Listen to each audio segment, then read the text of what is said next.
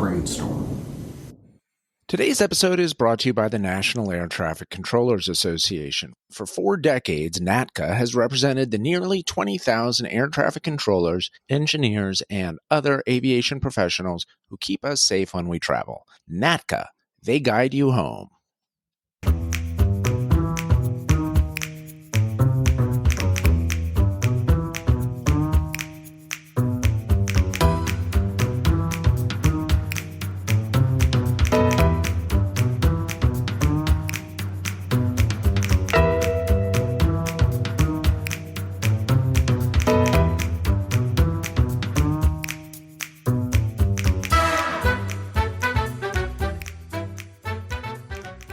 Dr. Geller. Colonel Troyer, good evening. Welcome to episode 2. Episode 2 of Killer Crime, which is actually season 4 of the KMA podcast. Killer means awesome. In fact, you can email us at killermeansawesome@gmail.com if you have any suggestions for episodes this season. Yeah. We're just humming along, and good numbers last week. It seemed like a lot of people tuned in. We did get an email from a listener named Casey McClellan. Casey wanted to issue a slight correction to me.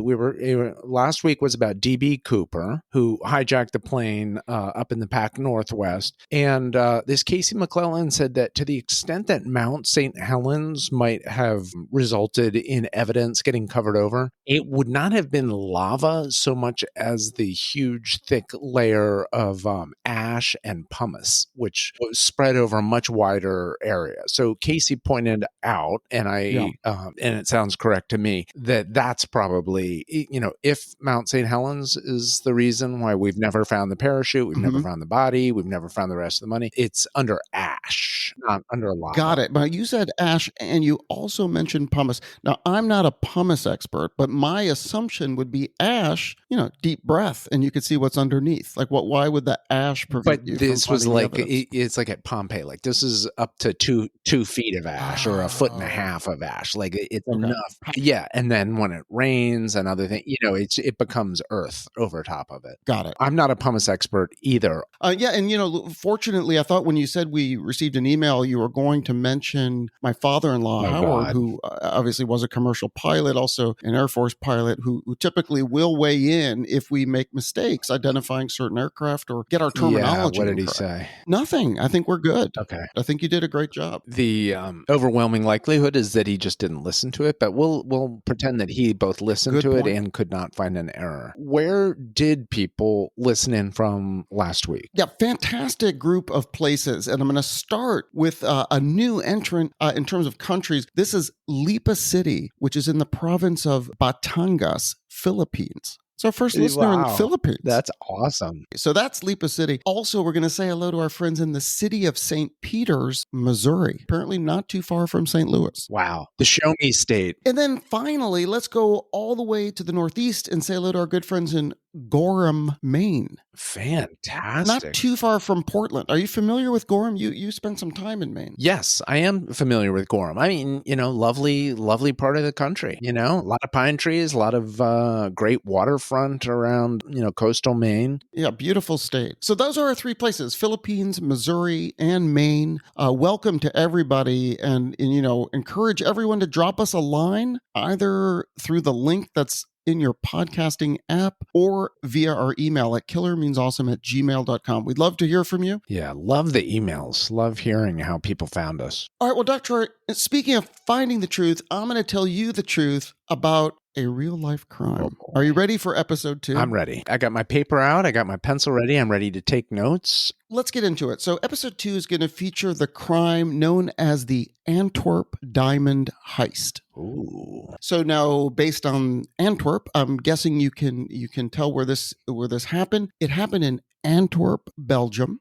February 15th to the 16th, 2003. This diamond heist, which was dubbed the heist of the century. Now, again, 2003, century's only So well, but still, so big heist of the century, say like the heist of this 6-month period. No, they stole diamonds and jewelry valued at over $100 million. Wow. That's worth like $102 million in today's dollars. This happened in 2003. So, anyways, this was an enormous heist. Who doesn't love a good heist? Oh boy, Are you a fan of nobody. heist? Yeah, nobody doesn't like a good heist. Are these finished diamonds, or is it like a big load of like unfinished? Like it's everything you can imagine. So you're gonna love it. So, anyways, this is the diamond heist that we're going to be speaking about today. Crazy story. Kind of reminds me of like the Thomas Crown Affair or some of those early movies, even maybe like the Ocean's 11. Yeah. Truly elaborate scheme to pull this off. Heists are the best. I mean, and you can't help as they're the best unless you're the victim of it, but you can't help as somebody who's paying attention to this. You kind of start to sort of root for the bad guys sometimes. Like you totally do. Yeah. Particularly when no one gets hurt. It's like, it's all just like rich people losing a little bit of their jewelry. Give me a good heist. Yeah. All right, so let's get into it. Antwerp, Belgium being, like a diamond center. See, like this is where a lot already of I did not know that. So that's already news to me. Okay. So a lot of diamonds move through Antwerp. Yes, there's a diamond center. There's actually a district called the Antwerp Diamond District. That's where all the diamonds are sort of stored for these jewelers. Now, keep in mind that you have this entire area, right, where all these diamonds are traded and so on. So a very heavily guarded neighborhood, as you can imagine. Yeah, I would think so. It has its own private security for, this is state of the art. Mm-hmm. Within the diamond center is a vault, and the vault is 2 floors below the main floor of the building. And the vault is protected with 10 layers of security. Okay, as you can imagine. Now, I would have gone with 11 or 12. They thought they could get by with 10. Part of that security included a lock that had 100 million possible combinations. They had infrared heat detectors, a seismic sensor, Doppler radar, magnetic fields, locked steel grates, magnetic sensors, external security cameras, keypads for disarming sensors, a light sensor, and of course, internal security camera, along with heat and motion sensors. That's a lot of security. That's a lot of security, but they didn't have a dog, though. They should have had a dog. They should have had a live dog. You gotta have a dog. Was this a vault that all the different diamond brokers and sellers use, or was it specific to one company? No, so great question. It was all the diamond merchants who operated out of the Antwerp Diamond District, kept all of their precious stones in various safety deposit boxes inside of the vault. Wow, I want to see that place, what it was like down in there. OMG. Yeah. Wait till you see the photos, particularly after the heist, because it's like a teenager's bedroom. It's like they ransacked it.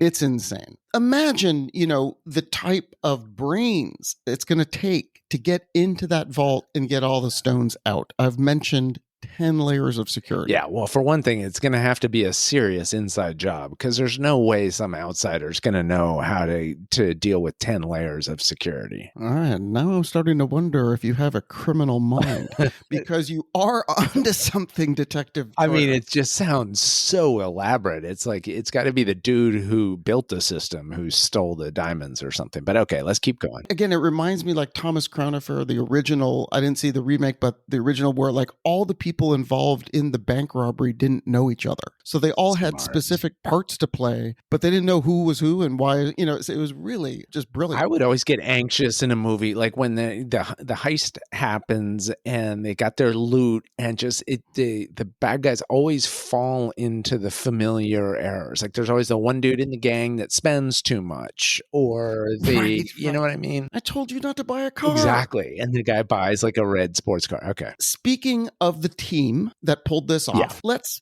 meet the heist team. Okay. Now, the heist team was led by a gentleman named Leonardo Notarbartolo, an Italian gentleman. I will tell you that by the year 2000, he had already participated in many robberies. And for him, it wasn't even just about the money. He just felt like he was born to be a thief. And he talked about that from the time he was a kid. He said his very first robbery was 1958. He was 6 years old. His mother sent him out for milk, and he came back with 5,000 lira, which is about $8. And when his mom asked him what happened, he said the milkman was asleep, and so he rifled through his drawers. And he said his mother promptly beat him, but he said he didn't care because he had found his calling. So he kind of went on to steal cars, and he became a pretty good, guy at picking locks. And he devoted himself to really studying people. So he was very good interpersonal skill-wise to take advantage of people. Right, so he was really born to the calling. I mean, he just from a young age, this is what I do. I'm good at it. It gives me a thrill. Yes. And he tracked jewelry salesmen in particular because he knew that he could steal those gems. Yeah. And so he had a proclivity for the jewels. But he also met other people with various expertise in different disciplines. Well, he's going to need that. He's going to need it. And, keep in mind, he is in Turin, Italy. So there is some mafia stuff going on there. And so these people are kind of around. So he meets lock-picking experts and alarm experts and safe crackers, guys who could, tunnel through things, like all those different skills. Yeah, he's got to build his team. He's got to interview people. That's exactly what he was doing. In fact, the group that he had assembled came to be known as the School of Turin. That might be like northern Italy or something? Yeah. But why are they called the School of Turin? That's just what they were known as. I mean, I don't go too deep, right? So it's like this, it said the group was known as the School of Turin. Right. I take it at face value. Do we know, had he already done a bunch of time before this job, or who knows? He had been in and out, I believe, but nothing serious. Yeah. He hadn't been put away for a long time. In addition to Noto Bartolo, who incidentally, because we know obviously he did it, never gives up anyone that was on his team. Good for him. So he only uses the aliases. And they say there's no honor among thieves. He's actually like a really stand-up guy. As you say, when you root for the bad guy, like you kind of do root for him. Yeah. Very suave, very smart, doesn't hurt people. I was going to say, as long as they don't, drop a huge bomb in the place or kill a bunch of people. All right. So we got him. He's finding his team. How big a team is he going to get together? Well, so 4 people. He'll have a team of 4. And one of them is this guy named Speedy, who most likely they believe is the alias of Pietro Tavano. But Speedy was sort of Noto Bartolo's oldest friend.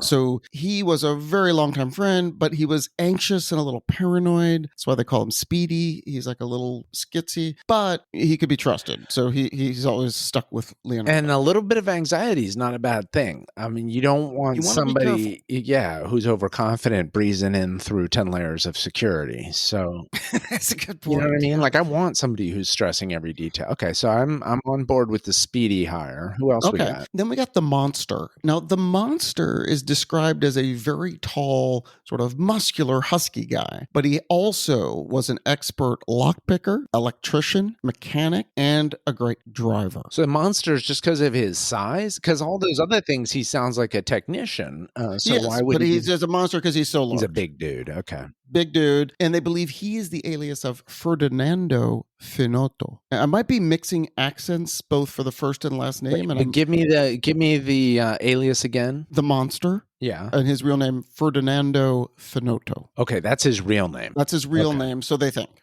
Okay, then the other guy they had was a guy... That's tantalizing, they think. So he's not rotting away in prison right now? No. Okay. The other guy, aptly named the Genius. Now, the Genius was a specialist in all types of alarm systems. So he was just an electronics expert, and they believe he was the alias of Elio Donorio.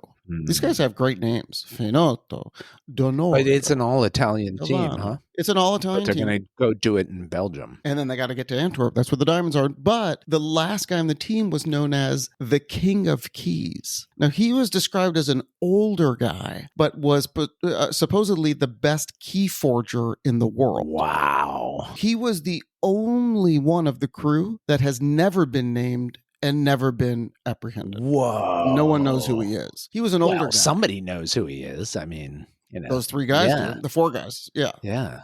So when you say team of 4, it's the lead guy. Leonardo plus 4. Yeah, plus 4. So it's a team of 5. Team of 5. King of Keys. Wow. The King of Keys. Have they done a movie about this yet? The whole thing is so cinematic. We'll get there. I know. It's insane. Okay, so now that's the team. So now we sort of know where the crime is going to take place. We know there's a lot of security, and we have the team. So now let's get to this strategy. Okay. How long do you think they planned and prepared for this? Well, you got to put in at least a week, right? You don't want to go off half-cocked. No. Unless you're Speedy, you're probably like, let's just get it over with. Yeah.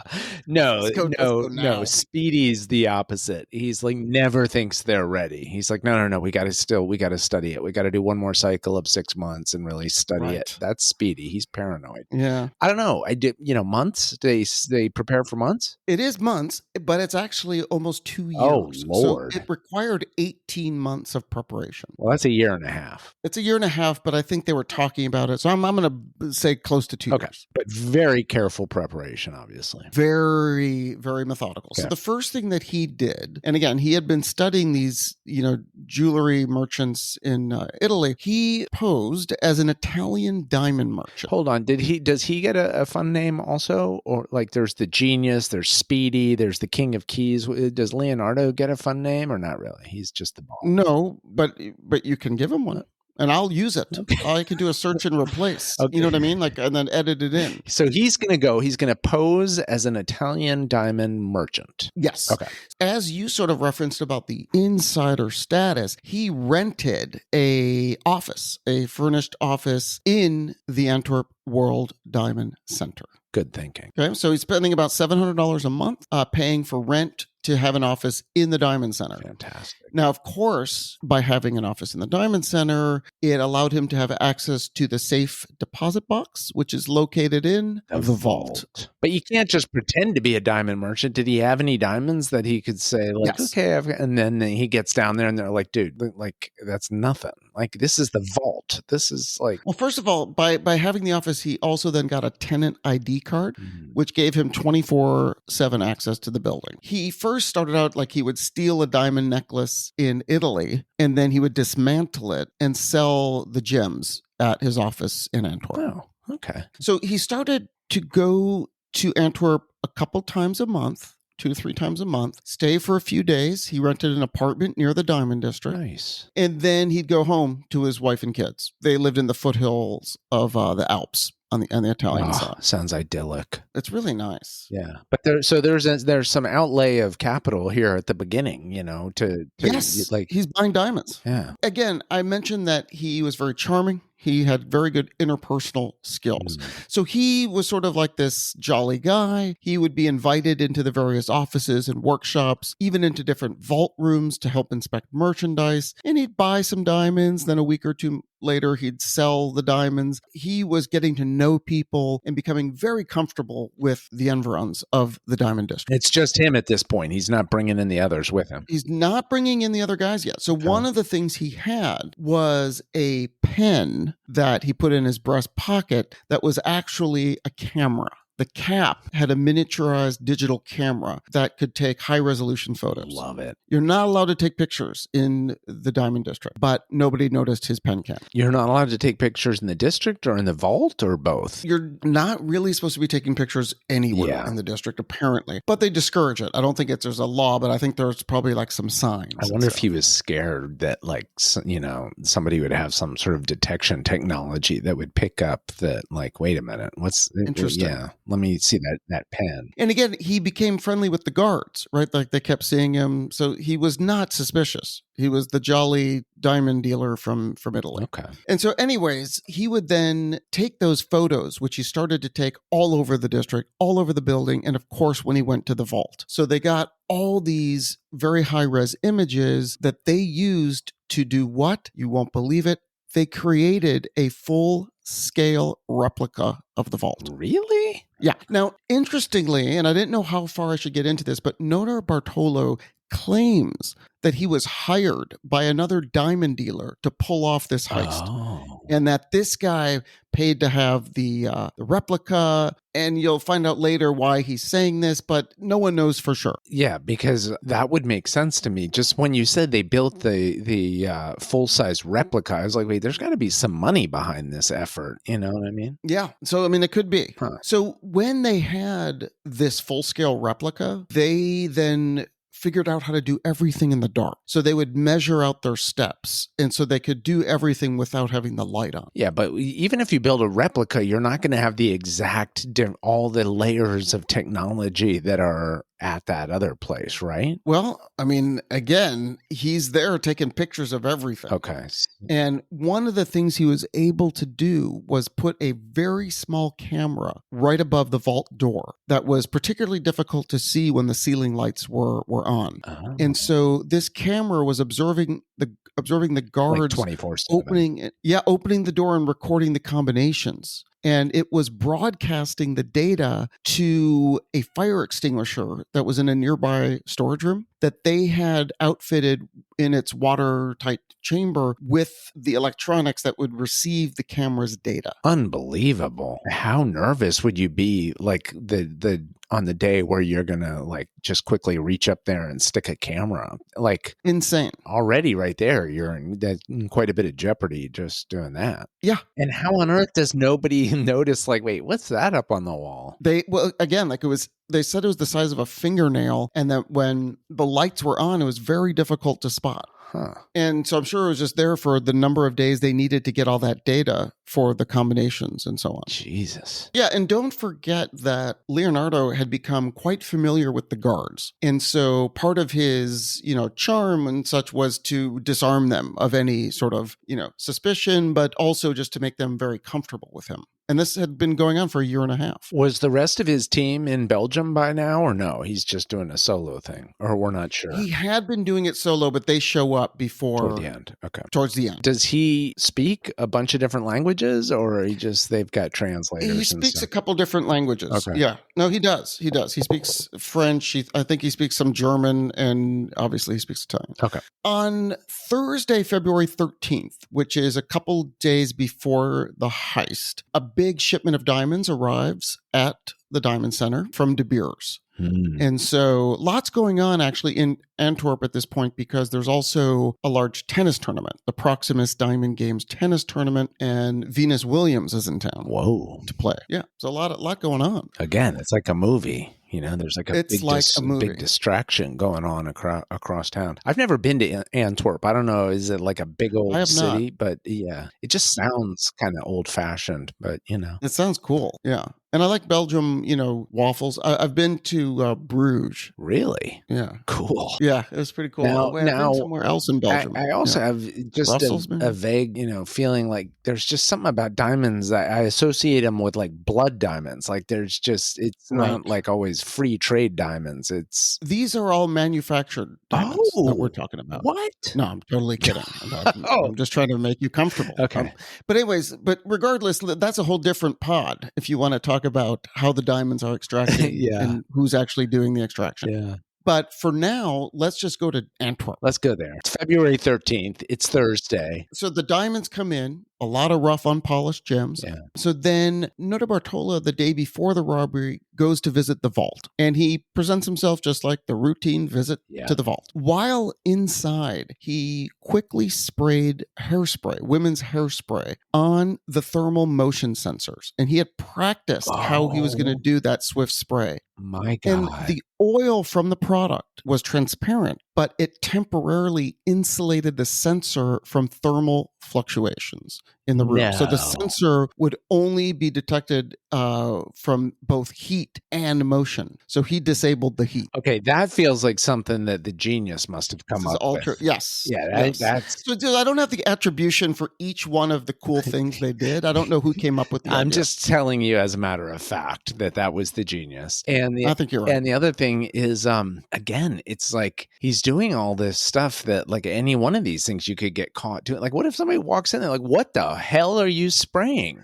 Okay, but he knew what time to go, and they said the security camera recorded his actions, but the guard was so accustomed to him going in there, he didn't pay attention. I'll cut to the chase. They do end up stealing the security camera video because they knew that this spray would only last a certain number of hours. Wow. So this was all that. So he does that detailed. on Thursday. Okay. He does that on Thursday. Now, the next day, he is going to be positioned outside in a getaway vehicle listening to a police scanner. Okay, so he will not be inside that day in the morning when they go to do the heist. Okay. He's on the outside. Now, there are a ton of security cameras around the Diamond Center building. So the King of Keys picked the lock on an abandoned office building that adjoined the Diamond Center. and it Um, shared a private garden that was not under video surveillance.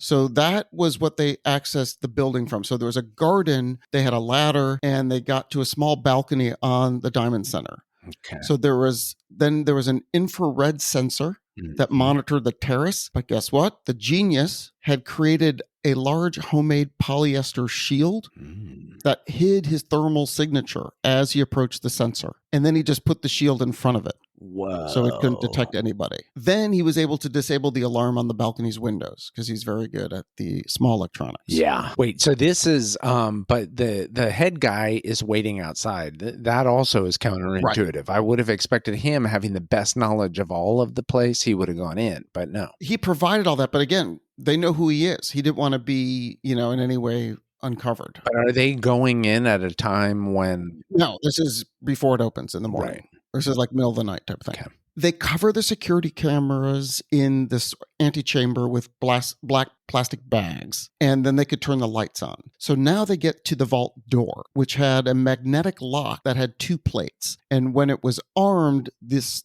plates would trigger a magnetic field so that when the door was opened, the field would break and trigger the alarm. How in the world are you going to defeat that? Bring in the genius. So the genius overcame this by using a custom-made aluminum plate to which he attached heavy-duty, double-sided adhesive tape to one side. I'm guessing it's that tape. Have you ever seen those infomercials? There's like that crazy guy who puts his tape on a boat and then it patches. I think it's like that. Probably. Man, each one of these things feels like at best a 50-50 proposition. I can't believe that they all keep working. Well, they had practiced it. In the replica. I know a replica is not the replica or not the real thing. Yeah. So that he stuck this, this double-sided tape on the 2 bolts, and then he unscrewed the bolts. And then while they were loose from their proper position, they were still side by side. So they were generating a magnetic field. Oh. Jesus. I mean, this is just nuts. It's like he was doing some crazy stuff. I'm sweating just thinking about this operation. Can you imagine how nervous you would be doing each one of these things? No, but it's going to get crazy because next up, I'm going to tell you about the King of Keys. But guess what?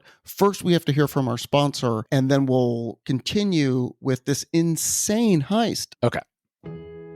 The National Air Traffic Controllers Association is proud to represent the nearly 20,000 aviation professionals who help keep our skies safe. Every year, these dedicated men and women make vital contributions to the U.S. economy by coordinating the safe, orderly, and expeditious movement of nearly 1 billion passengers and millions of tons of freight.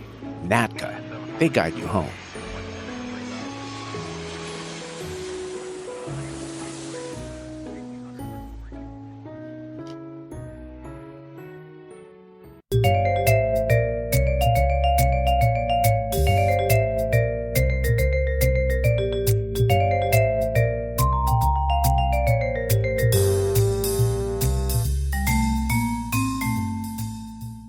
Do you think Lizzie found the new sponsor by just saying, look, we cover aviation topics. Look, last week we had a episode. I thought that was you reaching out to try to get us free tickets somewhere. No. Like that, because we keep shutting down all your ideas for the retreat. I read the scripts, but I don't know where air traffic controllers. I mean, God bless them, but I'm glad for them. We know that they guys. like sponsor stuff, but that's cool. Dr. When we left, I was about to tell you about the opening of the vault door. Oh, man. Okay. Now, the last thing that they needed was something that they could only get from the King of Keys. He had used the video footage from above the vault door to basically duplicate a foot-long key. What? This is a foot-long key.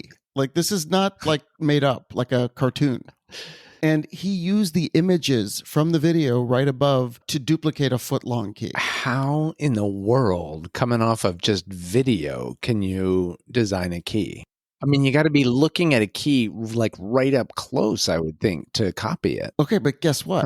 Right before he was going to use his key, he had seen on the video that the guards went to the utility room after and before opening the door. So he went to the utility room and he found the vault key. So he decided to steal the original key so that the vault manufacturers would not be aware that their key could be duplicated. Well, not only that, but doesn't it make it look like, I thought it was like some gambit to make it look more like an inside job or something. No, but they eventually did figure that because Notar Bartolo actually revealed that they had duplicated the key. Okay, so right before they opened the vault door, they turned off the lights. Wait, but which one did they use to open it? They probably used the real one. Let's just go with the real thing. We don't have time to we'll just use mine. But they didn't know until they got there for sure. Like he had a hunch. Oh, that's what they're doing. They're going. Well, in the replica, yeah, he felt like it was going to work. Right before they open the vault door, they turn off the lights to avoid the light sensor in the vault because the vault has a light sensor. So they, the King of Keys picks the internal gate lock, and then the monster, the big guy, he's working in darkness. Okay, remember, he's practiced this. He knows it's exactly 11 steps he has to take to the middle of the room. He then reaches up to the ceiling because he's a big guy, pushes back a panel, which is where the security system's inbound and outbound wires are. So this part of the security system, it emits an electric pulse that shoots along these wires, and if any sensor is tripped or broken, the circuit would break and trigger the alarm. So the monster, with his hands over his head, stripped the wire's plastic coating and attached a piece of new wire to that exposed copper wiring, shunting the circuit and ensuring that it was irrelevant if the sensors were tripped. Lord, that is the most amazing part of it so far to me. In the dark. Yeah. Reaching up overhead, the plastic off the wire, and adding a wire to the side that absorbs the impulse. And he did it all without being able to see because he had practiced it in the dark. How are they fiddling around with all these things without not just inadvertently triggering something? I'm telling you, each one of the security systems is disabled. So the heat sensors were blinded with styrofoam boxes, and the light sensors they had tape over. So they pretty much worked in darkness entirely because they had memorized the layout. Occasionally, they had directed light flicked on for a second to position their drill over certain lock boxes. Okay, so then they had the King of Keys used a hand cranked jack to break the locks on the security boxes inside the vault. So they were able to open 123 of the 160 safe deposit boxes. Each of those boxes made of steel and copper and had both a key and a combination lock. So they emptied all those into duffel bags. Wow. And then they stole the security footage. So by the time they were finished, it was 5:30 in the morning. So they needed to get out of there. And to get out of there took them an hour because of how careful they had to be. Right. They got to Notar Bartolo's car and they took off. They were gone. Amazing. Now, was that all of them? So it's all 5 guys are in the car All 5 taken guys. off. Yep. Okay. Do we know what time they had started? So they're all done by 5:30? I think they said they were in there about 4 hours.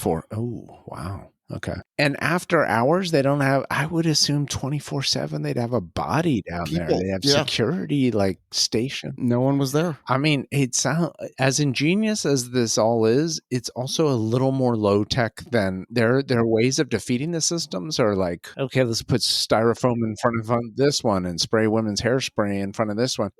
I'm sure there was quite the post-mortem on maybe we should have had a more high-tech system. I mean, it's 10 layers, but unbelievable. Notar Bartolo and Speedy take off together. Okay. They're going to head back to Italy. And they had plans when they got into France, they would burn any evidence that was on them. Smart. Just burn it up. Smart. So they were driving along. Now, Speedy was nervous and he started to have a bit of a panic. That's his thing. So he was like, I don't want to go into France with this stuff because if we get pulled over, we're screwed. Right. Notar Bartolo agrees to pull over. They're in sort of the middle of nowhere. It's all woodsy. And Notar Bartolo goes to burn his stuff. He comes back and discovers that Speedy freaked out and just hurled everything into the bushes and mud instead of burning it. He just thought it would take too long to deal with it. So they left and they didn't think anyone would find this remote area. No, that is very sloppy. After how good they were on the scene, I can't believe they did that. Plus, it's disrespectful, right? Leave a campsite in better condition, Exactly. Take only pictures, leave only footprints. It's one thing to steal $100 million. Then you're going to also litter. Make a mess? Yeah, what are you doing? Yeah, one crime at a time, guys. I'm no longer rooting for these guys. Yeah, this is when I was sort of really?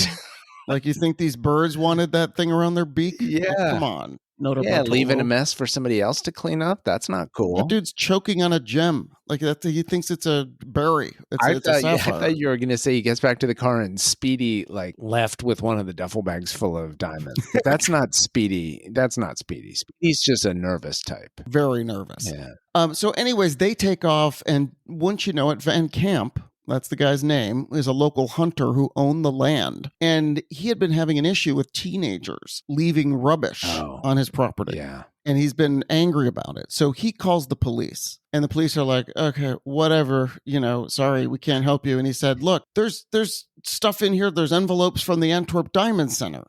And the police were like, wait, what? Can you imagine in America trying to get the police to come out for like unauthorized trash on your property? Yeah. Yeah, trash. Exactly. It's like in LA, you can barely get them to come for like a hot prowl. But in Antwerp, you can just like, somebody dumped some trash on my property. All right, I'll be out there in a minute.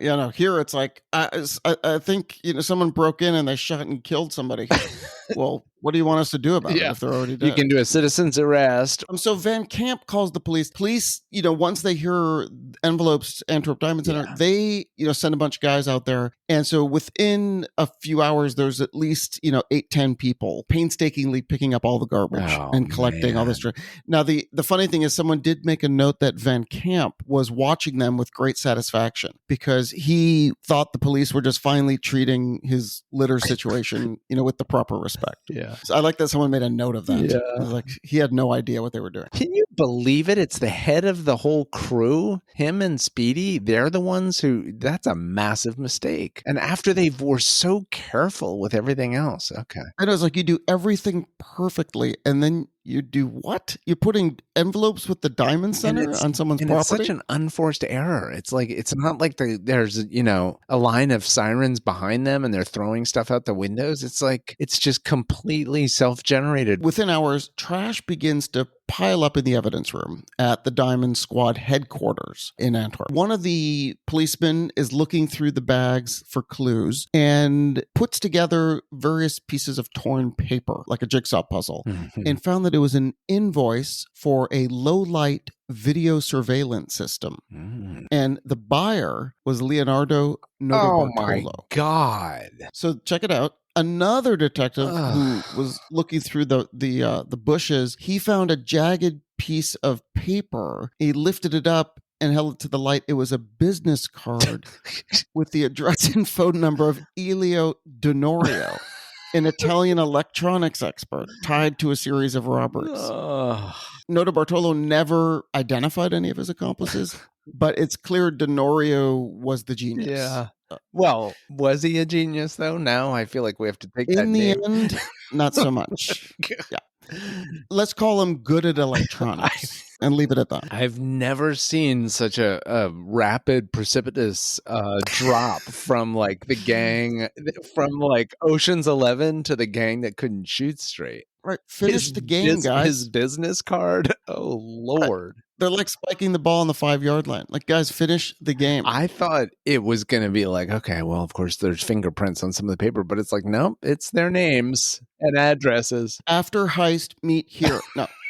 So anyways, the last thing, they bagged a half-eaten salami sandwich, and they found a wrapper for a specific type of antipasto Italiano salami. And they sent that along to Diamond Square headquarters. Okay. Anytime you mention a salami sandwich, that's going to come back. That's not a MacGuffin. No. So I think that's hilarious that they also Speedy threw out his salami packaging. Well, he probably had a nervous stomach. He can't finish the sandwich. Good point. With Leonardo's name, they went to his apartment in Antwerp. They got a search warrant. And in the cupboard, they found a receipt from a local grocery store. And the receipt was for antipasto Italiano salami. And the receipt had a timestamp. So a detective drove to the grocery store, looked at the closed circuit television for Thursday, February 13th at 12:56 p.m. And boom, a tall, muscular Italian purchasing salami named Ferdinando Finotto otherwise known as the Monster, was right on film buying said salami. I mean, it's almost embarrassing for the country of Italy. Like, our big high-profile thieves are caught, like, buying salami at the store. Like, it's like, I don't even know if it's like a reputable brand. You know what I mean? Like, it's like, what if they're buying like Oscar Mayer salami? That'd look even worse. Yeah. Okay, so now they've got a third name already. Yeah. They've got the Monster. Unbeknownst to the team, they meet up a day or so after the robbery at a bar in Italy, about 50 miles northeast of Milan. So they had agreed to meet this diamond dealer there, supposedly, the diamond dealer who had orchestrated this whole heist. Oh. So this is where Leonardo says, we were paid to do this. We didn't really think we were going to keep all the money. Anyways, so of course this diamond dealer never shows up. Okay, so even though he had supposedly financed the operation. So they decided to split what was left, but they thought there'd be 100 million. Now it looks like there's more like 15 million worth of gems, only about 3 million per man, maybe about 12. Wait, what happened to all the other ones? Well, that's what we're wondering. So there's a lot of different theories. Now, Notar Bartolo claims that some of the duffels must have gone with the diamond dealer at some point, which no one seems to understand. No, just some of the guys in the gang are stealing. What he thinks was that this was an insurance scam and that there wasn't the full complement of jewels and diamonds because the owners that were in on this took their jewels out and then claimed that they were stolen so that they could double dip. And the 15 million or 20 million that they took out, that they stole, were the people who were not in on it.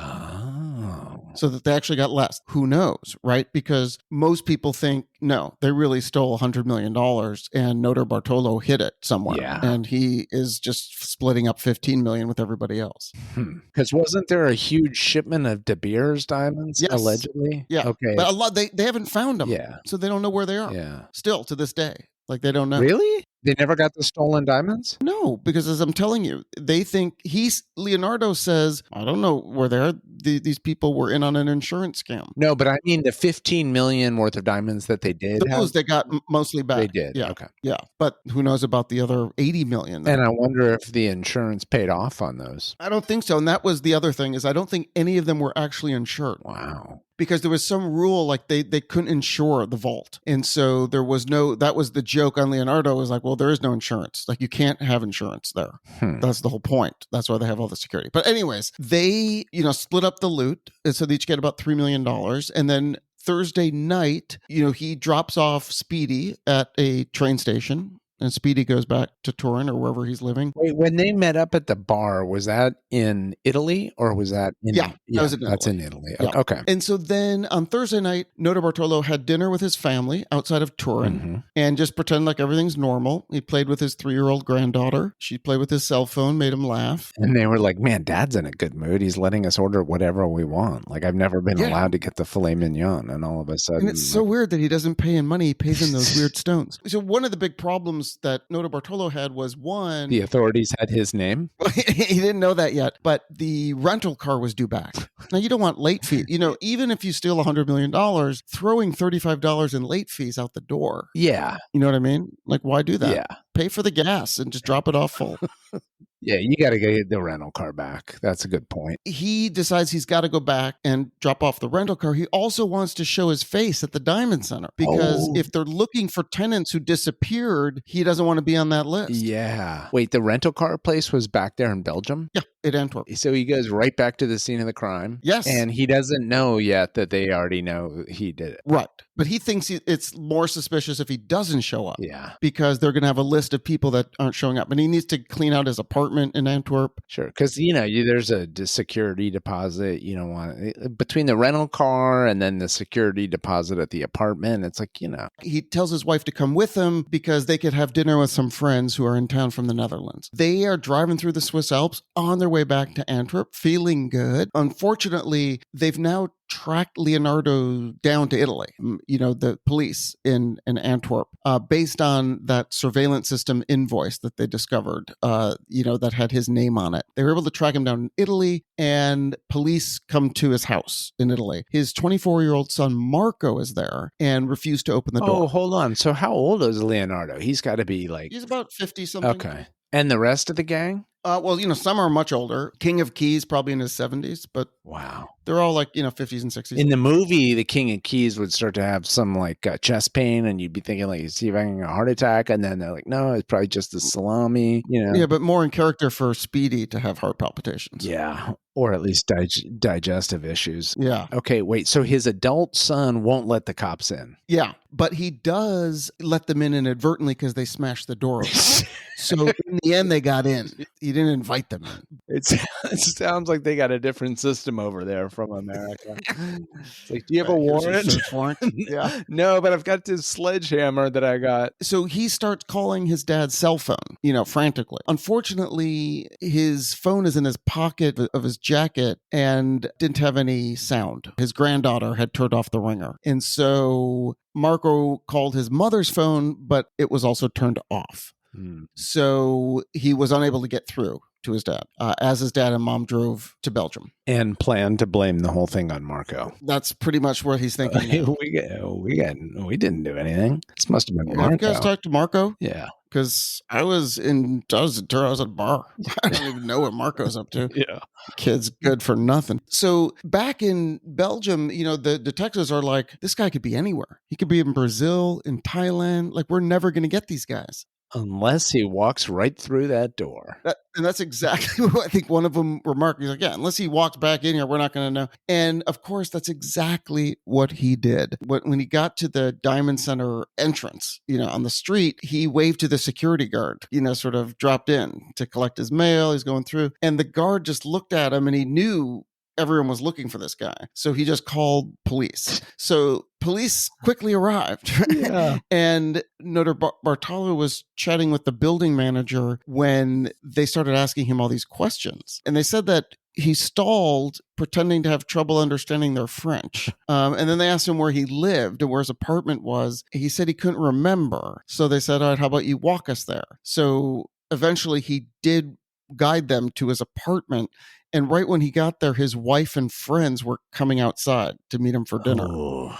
And they all were carrying bags, and one had a rolled up carpet. That's awkward. They literally would have been gone a minute later. Wait, so his wife and the friend knew what was up? Or no, they were just taking stuff out of the apartment, like his furnishings and stuff? I think both. Well, no, because I think the diamonds are probably back in Italy. So this is more... Well, there were some gems in that rolled up carpet. Huh. But I wonder if they're stolen gems or they're some of the gems from his, his pretend career before the heist. Stolen gems. Ooh. So the police took everyone into custody. They gathered up all the evidence and they found a bunch of prepaid SIM cards linked to cell phones that were used exclusively between those three Italian guys, Elio Denorio, the genius, Ferdinando Finotto, the monster, and the person we know as Speedy. Yeah. All of those SIM cards related to those guys. They also knew that they were all in touch with each other on the day of the heist via cell tower information. When they broke into Notarbartolo's safe in his apartment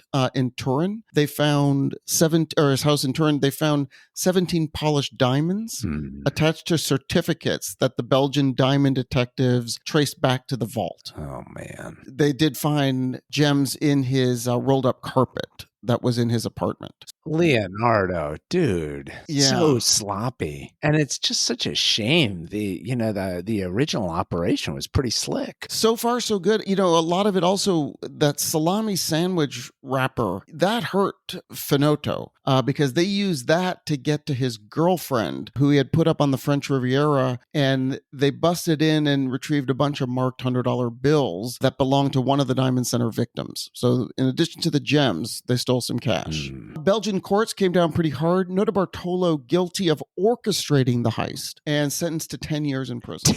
You've got to be kidding me. That's it? I think he was out in Forsh, and then he got put back in because he violated parole. No. Yeah. 10 years for that? That's because he orchestrated. I would have thought it would have been 50 years. Yeah, I know. I was like, what is that? I mean, I guess one thing in their favor was they didn't, shoot anybody or beat anybody up or, They can't prove what they actually stole, right? It's my word against yours type of thing. I had 12 diamonds in that security deposit box. No, we only found one. So I don't know how they arrived at whatever value they put on 10 it. years, and he didn't do all of it. No, the other guys got 5 years. The other guys got only 5 years? Exactly. And the King of Keys they never found. That's cool. That's the hero. They never got the King of Keys. And they don't know what happened to the 100 million. Like, they don't know what's going on. I don't think there was 100 million. No, I don't think so. But it doesn't seem like it. Oh my Lord. Okay, first of all, it just feels like in America they would have gotten longer sentences. He was out in 4 years. And then he violated parole in like 2 years later, and then went back in for a couple of years. But the other thing that would have happened in America is they definitely would have caused one of those people to flip on the King of Keys, because they'd say, like, look, we're giving everybody 5 years. We'll give you 2 if you just let us know, who is this guy? Like, there's no reason that one of you should get off scot-free. Right. He now lives outside Turin. He's 72 years old. Wow. Now, you asked about a movie. So I will say that the heist itself is the subject of a book called Flawless. Inside the Largest Diamond Heist in History by Scott Andrew Selby and Greg Campbell. I mean, I get it that it's a double entendre with flawless, like a flawless diamond, but boy, this operation was not flawless. I mean, no. First half, it's like they played a good first half of a football game, and then the second half was a disaster, just turnover after turnover. Yeah, I think the book should have been called Anything But Flawless. Inside the Largest. That would have been more appropriate. Yeah. But the first episode of the Audible original audio series Heist with Michael Caine gives an overview of the theft, largely taken from the book. It's perfect that Michael Caine, because he would be the King of Keys in the movie version, the older guy who perfect. He'd be awesome. Yeah. So good. I can't believe the King of Keys was never identified. No one knows. So there have been a couple TV features in various TV series and on the Travel Channel. Paramount Pictures did option the rights to create a film about the heist, and that was supposed to be produced by J.J. Abrams, but that has since expired. Oh, okay. Amazon released, quote, Everybody Loves Diamonds, a series based on the Antwerp Diamond Center heist. That was released on October 13th, 2023. I am obsessed with the King of Keys, and it's just astounding to me that the other 4 did not identify him. Unbelievable. No one would talk about anybody. No one would give anybody up. Those are extremely short sentences, it seems to me. I mean, I don't know what I guess part of why I keep saying, well, in America, they'd get blah, blah, blah. But in America, a bank robber usually is showing a gun, and these guys are not showing a gun. So they were not armed. Don't have that aggravating factor. But that is even if you took at face value his claim that, wait a minute, there wasn't $100 million in diamonds. I think this was, even if it's just millions and millions, and even if it's 15 million, you would think that you'd get longer than 10 years. He was out in 4. Wow. I mean, in a way, it's like, well, if I can hide 10 and give back 3 and do 4, this math is mathing. Like, I think this makes sense. Yeah. Do you think he did hide some and then eventually? I don't know. They think that he probably does have access to a lot more than he's admitting to. I mean, how can you believe that and then also let him just go out and be free? I don't know. But you should look at photos of the vault after the heist. Well, it's insane. So many questions about the vault. One is you built it up at the beginning, 10 layers of security, but then you told me the way that they were defeating the different layers. I was like, yeah, but aren't those the most ingenious ways? They're ingenious, but kind of low tech ingenious. Yes, and it's like, that's why I feel like they were kind of riding on the idea that, like, we've got 10 layers, as opposed to stopping and examining whether any single one of the layers was all that impressive. Right, now, right. But also I would assume now it's a much, like, do they still have a diamond vault there, and have they like really kind of shored it up a little bit? I would hope so. I mean, to your point, I'm surprised they didn't have like live people there 24/7. I mean, if like minor celebrities have 24/7 security, like wouldn't the diamond vault? It just doesn't seem like it would be all that expensive. Like, just get some stiff sitting on a fold out chair right in front of the vault. Yeah. Especially because it doesn't sound like these guys brought guns with them. They did not. They didn't have weapons. Although I suppose the, foot long key you could whap somebody with. Yeah, you could hurt someone badly. And not to mention the drills. I mean, you could drill right through the temple. Yeah, definitely, if you can get close enough, for sure. One impressive thing, although we never really tested it, I was wowed by the fact that just from video, he could come up with a duplicate key, but we don't even know if that duplicate key worked, Frank. True, although we don't know that they didn't use the duplicate key. Right. Or why would you? They took both. Unless the king of keys is like, takes Maybe so bravado. much pride in his job Yes. that he's like, you know what? Yes. I'm going to use mine. Mine actually What are is you doing? Wait, whoa. What are you doing with that key? Yeah. No, I made a key. I made it. Nope. Yeah. We're using my key, the one I made. Yeah. And years later, he would insist his key actually worked better than the original. Like the original would still stick a little bit, but his was like. But don't you think that's an artifact, like should be in a museum? Like that key, the duplicate key? Like that's cool. And that the king of keys should be in prison? Where is that? Yeah. Wait, was he the older gentleman? So by now, he was the older guy. He'd be in his like 80s or something. Yeah. How did none of this trip any of these sensors? Incredible. And they really knew what they were doing. They knew what they were doing, and the people who designed the vault system did not. Because, like, correct. Hire some security. Like, have a guy. I was going to say, you don't need 10 layers. You just need like a guy named Joe. A body. Like just, yeah, you did exactly. Yeah. How about one on the inside, one on the outside? Is it that crazy to consider? Man, it was like a record scratch moment when you're like, and they're on their way across the countryside and they're going to burn up this stuff, but then they actually just end up throwing some of it in the mud. The mud. And then the landowner finds it like within hours and it's got all the incriminating details visible. Yeah, like business card. Who's this guy? Electronics expert. Receipt. Security system.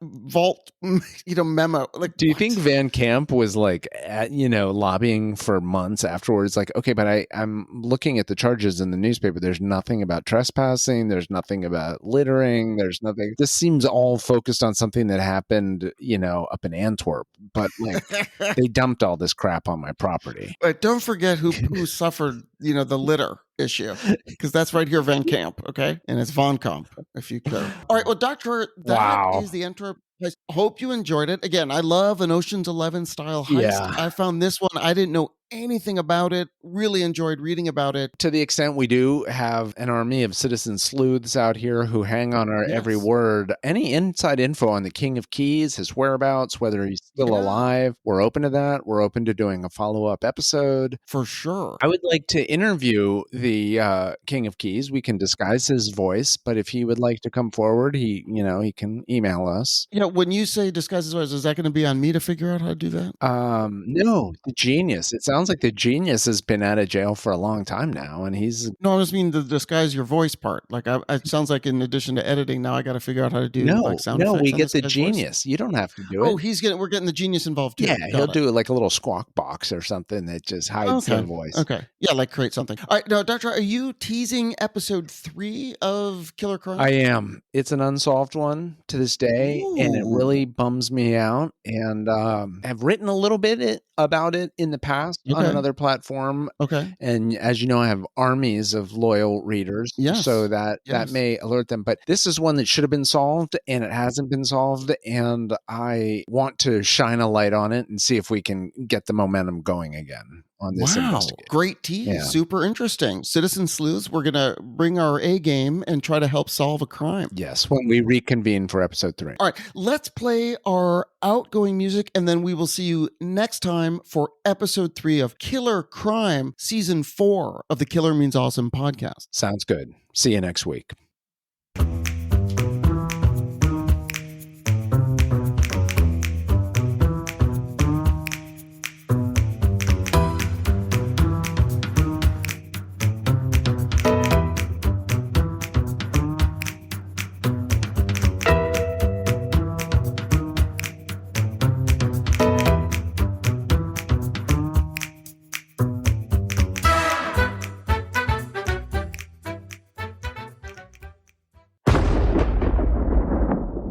Brainstorm.